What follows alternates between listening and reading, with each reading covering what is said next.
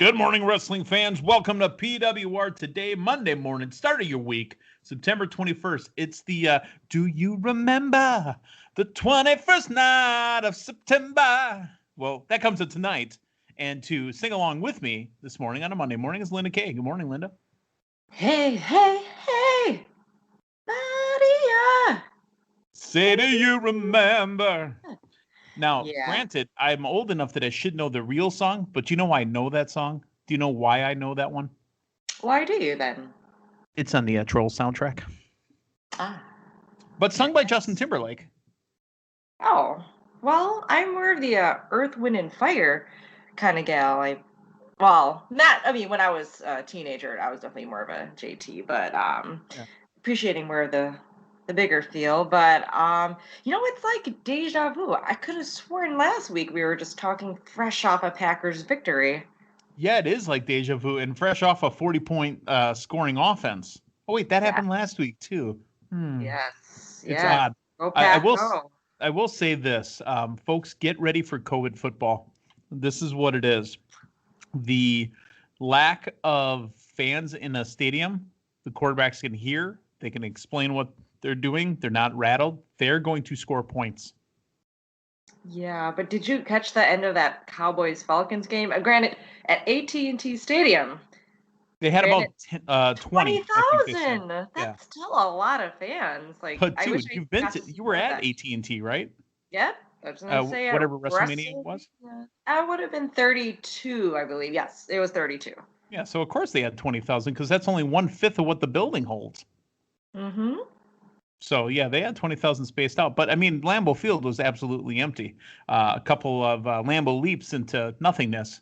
It looked, you know what Lambeau Field looked like yesterday? It looked like it does every year that we did the Packer 5K because it was absolutely empty. Matter of fact, there was more people in there for the Packer 5K than there was for the football game yesterday. Except I didn't get to, stand in a certain spot and see myself up on the scoreboard. Mm-hmm. Yes. All right, so Oos has got the juice. You ready to talk about Smackdown? Oh, yes, I am. You know what I'm talking about, right? When I say Oos got the juice? Well, we did hear Jey Uso say that a couple times in the promo. I mean, it's not like his shirt doesn't scream, Oos got the juice. Well, it does have a ring to it, though. It does, but it's corny AF. I mean, dude. I think it works for him. If it was said by someone who couldn't spit it out quite like the Usos can, you know what I mean? They just got that flow, that rhythm, that flow. So I think it works for him, though. It does work. I mean, he's getting this main event singles, title push, so he's got to have a T-shirt to go with it. I mean, we need that. That should be there. Let's talk SmackDown and let's talk about how everything went. Now, the one thing that kind of was on my mind for the whole time, not the Samoan Street Fighter or whatever we were going to call the tag team match, but was the fact that Sasha Banks was going to address Bayley. We'll get to that in a second as we run down SmackDown, but we did have Sasha Banks technically address Bayley, and we were very critical of it, saying, shouldn't she be nursing her injuries? Shouldn't she be still convalescing? Well, we're going to find out what happened. Yes. Yeah. Cesaro took on Grand Metalik, and there is a story on the internet. On this program here on PWR today, we're not rumor-based, are we? Would you say we're rumor-based, Linda? I don't think we are. No, we don't go that route. We don't go that route, but I will tell you, there's a story going around on the old intranet that Vince was so pissy about this match that he wanted the match to end during commercial. That's how much he hated it. Really? I didn't see anything wrong with it, but then again, I'm not Vince McMahon, but Cesaro defeats Grand Metalik. Your thoughts? Well, I mean, this is quite a revelation to me. I mean, maybe, things just weren't going as planned or whatever, however we shape, fashion, form that he wanted, but I thought it was quite entertaining. I mean, it's been leading up for the past couple weeks, the backstage shenanigans, the vignettes, the back and forth. So, I mean, you got to figure they'll get their singles matches between, the tag teams, and it'll eventually become a tag team title match. But I mean, overall, I didn't see any issues with that. I think it's just still getting that slow build to their championship match.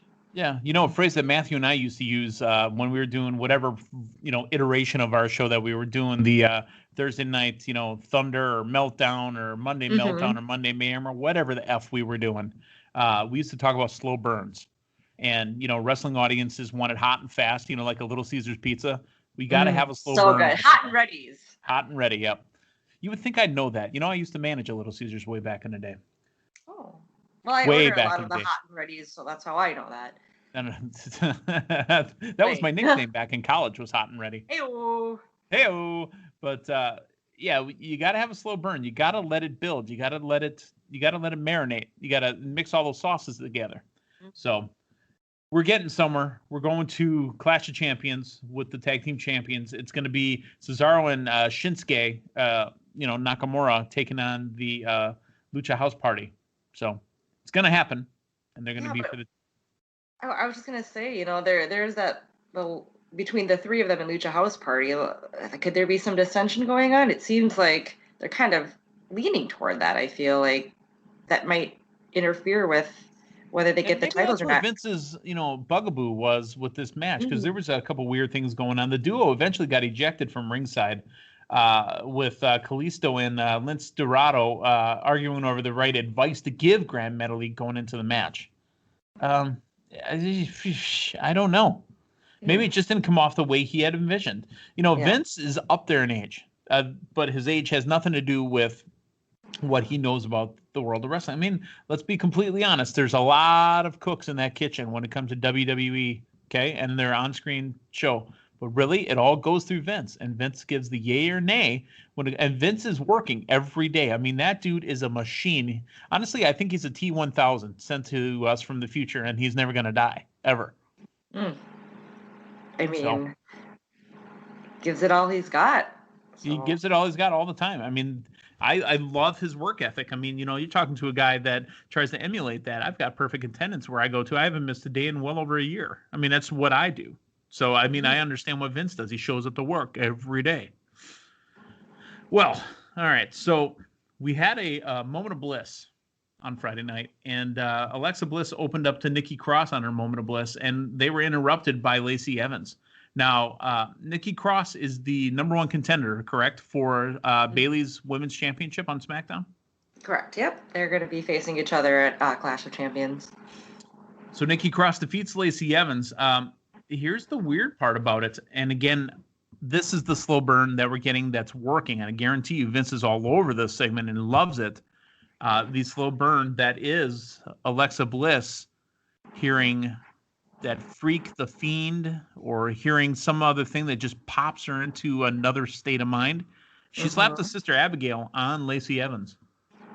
Yeah, all it takes is just the mention of his name, the Fiend, and she hops into that trance, just kind of like what happened the week before, where she delivered Siter Abagail to her best friend, Nikki Cross. Yeah. So, I'm okay with it. Like I said, this I want to burn slowly, and I want to get a payoff at some point. Don't stretch me out for 6 months, but I need a payoff on that. When do you think we're getting the payoff? When do you think we get what the end game is, regardless of what it is? If it's her going with Bray or the Fiend, or if it's her being her own person or becoming Sister, when do you think we get that? The pay-per-view is just coming up too soon. I feel like they need to stretch this out a little bit more, do a little bit more storytelling, seeing exactly where this goes. Like you said, I mean, does it mean she's, just a partner with the Fiend? Does it mean she's actually another character in the Firefly Funhouse? Does that mean she is Siter Abagail? Does that mean she completely turns her back on her best friend? I mean, we got that little taste, which kind of surprised me. That, I mean, looks like Nikki Cross was starting to ask Alexa about that before Lacey Evans came and interrupted on a moment of bliss. But still, I mean, I was surprised that she came out just still being lovey-dovey and not addressing that right off the bat. So I found that lovey-dovey, rubby in the tubby. So that kind of got me thinking a little confused, but then it just made sense that when she was going to ask her about it, that got interrupted, and then, Alexa at ringside cheering for her until the mention of the Fiend. And then, fortunately for Lacey Evans, she was the one who was right there by ringside, and she was the victim of Siter Abagail. But, to answer your question, sorry, Meathead, Could they extend this all the way into Survivor Series, or I mean, I it's think not so. too far away. Survivor Series is only a couple months away. Could they take it to Royal Rumble? Maybe Could they just take it another anywhere in between? revelation. Yep, I have like a different revelation, one after another. Um, Definitely going in next year. So I don't know. It's interesting. I like this. I like it a lot as well. Okay. So here's the thing: we got Sasha Banks. I wonder out loud if this could have happened if Sasha Banks would have been at home and if she would have been smart enough to be at home to do this interview. I wonder, because again, we have to suspend disbelief, right? So Sasha Banks was brought to you live at the WWE Performance Center. Well, that makes sense because the Thunderdome was broadcasting live from Orlando. The Performance Center's in Orlando. How did Bayley know that Sasha was going to be there? Because Bayley, attacks Sasha Banks right after she says you'd be nothing without the boss. Boom, attacked. I wanted to mention that this would be a perfect time to get her off TV because we're all aware that Sasha Banks is a Jedi in the new trailer for The Mandalorian. Right. I mean, who's to say that's all finished filming? I don't think it is, to be honest with you. Yeah, I don't know, but you got to imagine there's some other type of promotion obligations for that she'd probably have to be a part of. But yeah, there could have been, this could have gone many different ways. I mean, I do like that she was still technically speaking via satellite, although she wasn't we far said that away. all week. Did we not say that all week? Yeah, It's gonna be and via we wanted satellite. to see and a neck brace, which we did get as well. Okay. But her getting attacked, but how hurt was she from that attack from Bayley during that interview? Does that mean we can still have her off the air for a couple weeks if she does have to? Now it's time to keep her off the air for a couple months. She needs to recover. Sell months. that injury. Well, I feel like that hit from behind wasn't as bad as obviously what she got in the ring. So if you're going to keep her gone for a longer period of time, it should have been from that initial attack in the ring, personally. But who knows what the extent of her injuries. I mean, I'm sure she was sent to a local medical facility, but we don't know the extent of her new injuries, right? Do we? Right, exactly. Honestly, I think she needs some time off the screen. Not that I don't want to see her, but I mean, we know you got other stuff going on. I mean, treat it like a John Cena scenario where, we're filming Marine 17. Go off and do what you got to do. Come back when you need to come back. Royal Rumble. Yeah, exactly. Oh my God. My favorite, not because I'm a John Cena fan. I don't like or dislike him, right? I'm meh in the middle of John Cena. Respect the man for what he's done. Never liked the character. I'm right in the middle, okay? But John Cena's showing up at the Royal Rumble at Madison Square Garden with that special entrance that they have at that building, and to hear somebody in the crowd go, "Oh no!" Oh my gosh, that was one of the best moments. And like how I don't know if this one they've been showing older pay-per-views on Tuesday nights, because that's like the one night during the week when there's not WWE, or for the most part not a WWE show on during the week. So every once in a while I'll flip to and I'll see it, and it was on this summer, and I got to see that whole Royal Rumble match, and it's just funny seeing how many talents that were in that match that are back in WWE. We had Shelton Benjamin, John Morrison, just a bunch of the guys that was so long ago, and now here they are, and MVP, for example, again, doing their thing once again. But anyways, I digress. But you know who's missing out of that whole list that needs to come back? I'll give you a hint. Batista. He's from Green Bay, Wisconsin. Yeah, I think he was in the match. Matter of fact, I think he made it to like the final 6 in that one. I think so too. I just remember like toward the end where they were all doing their own, like Batista had the thumbs down, Cena did "You Can't See Me," Triple H to "Suck It." Yeah. No, I believe Kennedy made it. Kenny, our buddy here, I believe he made it down to the final 6. But again, to see Cena show up and hear the crowd, "Oh, come on, no!" because you knew what was coming. Yeah. I mean, you want to talk about somebody just licking their lips. Oh, that's finger licking good. Oh, the irony. Oh. I love that. Again, give me a hard time if you will, but while everybody's the ebb, I am the flow of life. I don't mean to be, but most of the time I'm a agent of chaos. I need to see the world burn, and I love to see somebody go, "Oh, come on!" I gotta have it. In the world of wrestling, that's all good because you got comedy, you got tragedy, you got a lot of different. Almost. Yes, there you go. There you go. Let's talk AJ Styles and Sami Zayn, which could be considered a Shakespearean play because Sami Zayn said he was going to defend his title against AJ Styles. And then when he lost, he said, "Oh, that wasn't an official title match." So, but he's not the champion. Jeff Hardy's the champion. And we got him.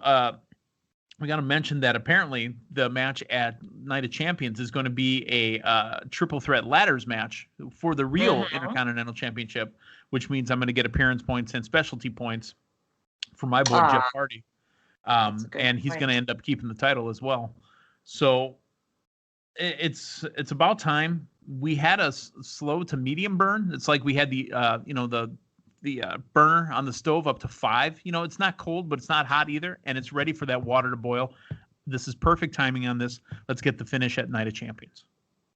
Well, there you go. I know, obviously, this would help you within the PWR fantasy draft, but always have been a big Jeff Hardy fan. Let's let him get this payoff. Ever since his return, there's been so many ups and downs with the storylines and them just constantly reminding him about his quote-unquote demons, and let's just let him ride this out. He's the actual champ. Let's keep him the champ for a while. We're doing a ladder match. Yes, exactly. It. This is the match. He should win this one. If he doesn't, I'll be very disappointed. You ain't the only one, sister. Yeah. All right. The main event from SmackDown was Roman Reigns and Jey Uso defeating Sheamus and King Corbin in a Samoan street fight. Us got the juice. Every time I hear the juice, you know what I think of is Juventud Guerrera. Okay. Good old Hoovy juice. The juice is loose in Milwaukee. We're in Madison, Hoovy. Whatever. All right. So the big news that came out of this match was the big cheesy, S-eating grin from Roman Reigns while he hugs Jey Uso. And then as Jay's walking off, the grin drops. And storytelling. It's storytelling from Roman Reigns, and I'm okay with it. Yeah, it's funny you mentioned cheesy because we were talking about Oos with the juice, and you said he didn't really, wasn't really working for you. But he's got to be extra corny or cheesy right now because Roman Reigns is being the complete opposite. But come the end of the match, all of a sudden you see Roman smiling, and I was just like, okay, this is a little surprising. But then the smile turned into a frown, or not even a frown, just erases off his face. There you go. That's what we need to see. You know what was missing from this? And this is me again. I'm a cornball too, so I, corn recognize corn. I know this is a audio podcast host, and you can't see my face, so I'm going to describe it as best as I can. You know how when you start your hand flat across at the top of your eyes, and you're doing one face, and you kind of do a wipe down your face, and it changes? That's exactly what that was. That's exactly what that was, which was fine. It's something.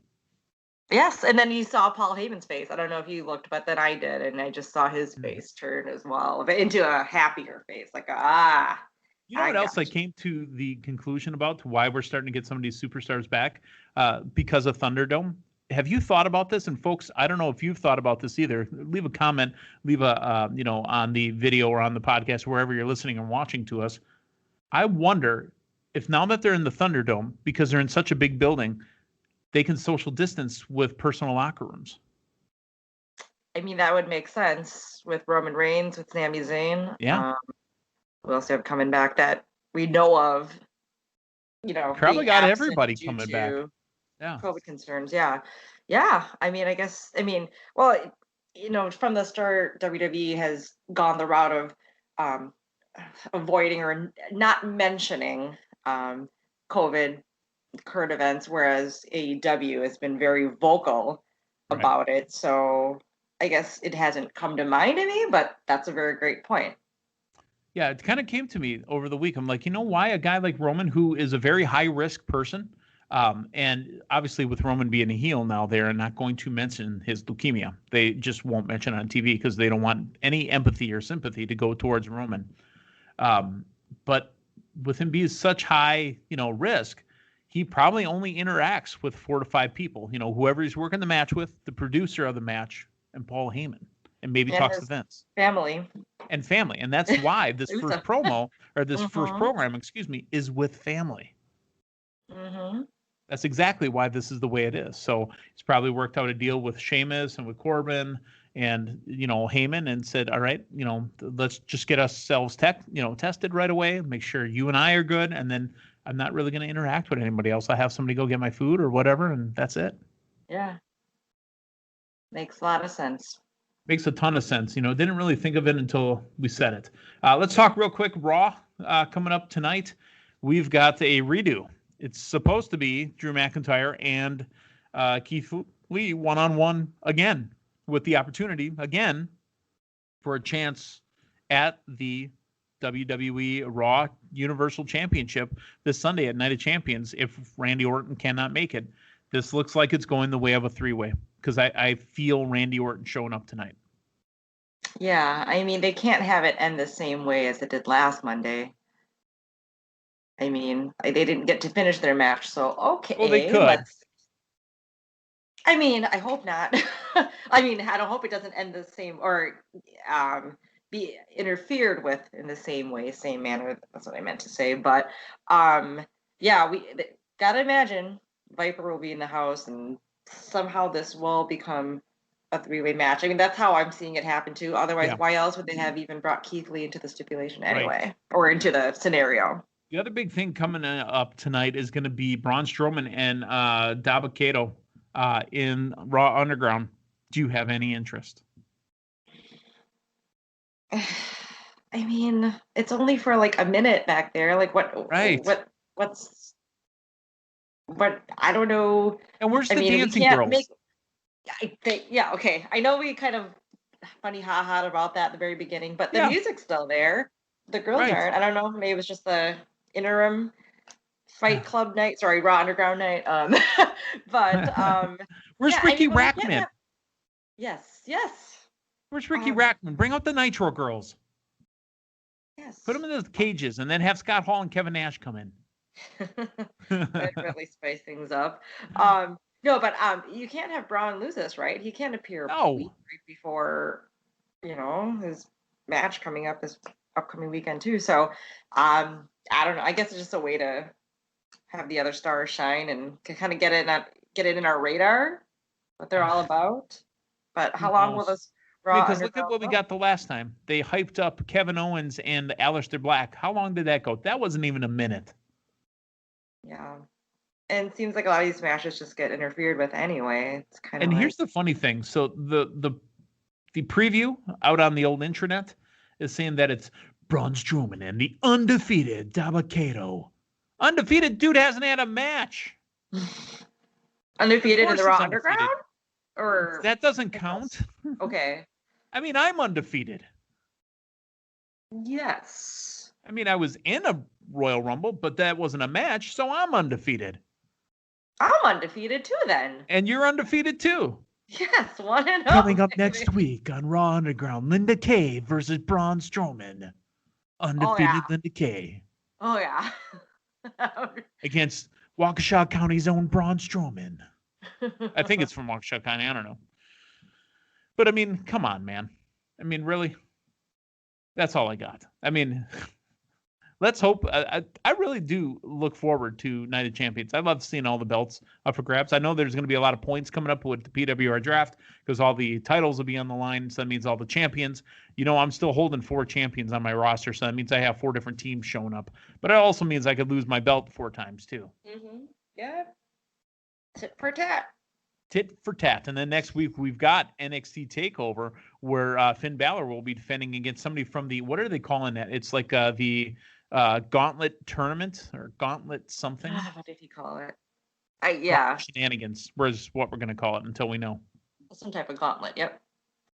Well, hey, Finn Balor's going to defend his belt at TakeOver next week. So Speaking of taking over, I'm going to take over this segment right here and let you know that our sponsor, Manscaped.com, that Lawnmower 3.0, again, we talk about silky smooth balls, and I'm glad to, bring them up as much as I can, even in front of you, Linda. Silky smooth balls. Make sure you get your balls taken care of. Manscaped.com. Get on over there. If you order something from them, use the promo code PWR. You can save yourself 20% off, and you get free shipping as well. So get over there while you can. And then our friends, obviously, at Collar and Elbow brand. Like I said, every Sunday I'm loving my Shad Gaspard. I feel like a hero whenever I wear my T-shirt. So PWR 360 at collarandelbowbrand.com. Get yourself 10% off as well. Linda, anything else before we head out of here? Well, there was a reason why I said tit for tat. I was trying to get into. I only heard the first word. Sponsors. But that was my lead-in into Manscaped. But well, we'll keep it rolling. With your smooth balls. Your balls will thank you. All right. For Linda K, I'm the man they call Meathead. Hey, thanks for stopping by. So long, everyone.